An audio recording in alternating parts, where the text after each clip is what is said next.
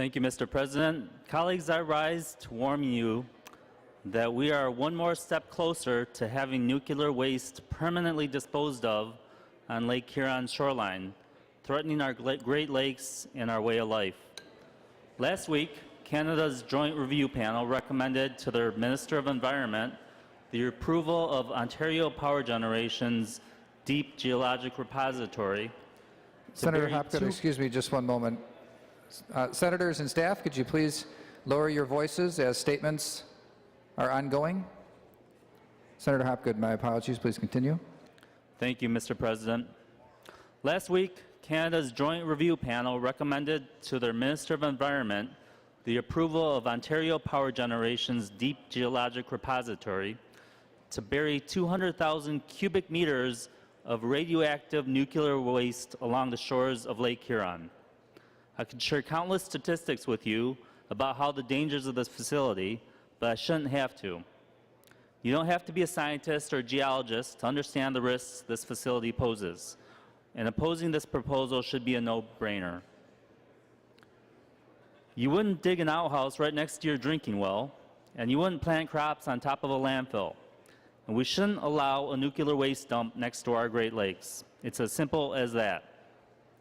A leak of nuclear waste into our freshwater system could have devastating effects on our region, our state, and our communities, tainting our drinking water, killing off the plant and animal life that call our waters home, posing serious health risks to the families who swim, fish, and boat in Lake Huron and the rivers and lakes that it feeds.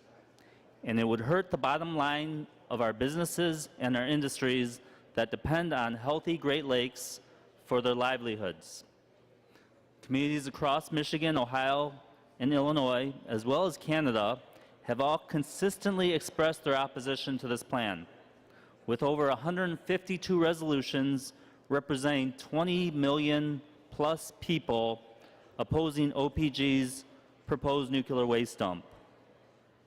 Building a nuclear waste dump on Lake Huron's shoreline should concern us all, regardless of where we live, as all of our constituents enjoy our beaches and fresh water regardless of where they live.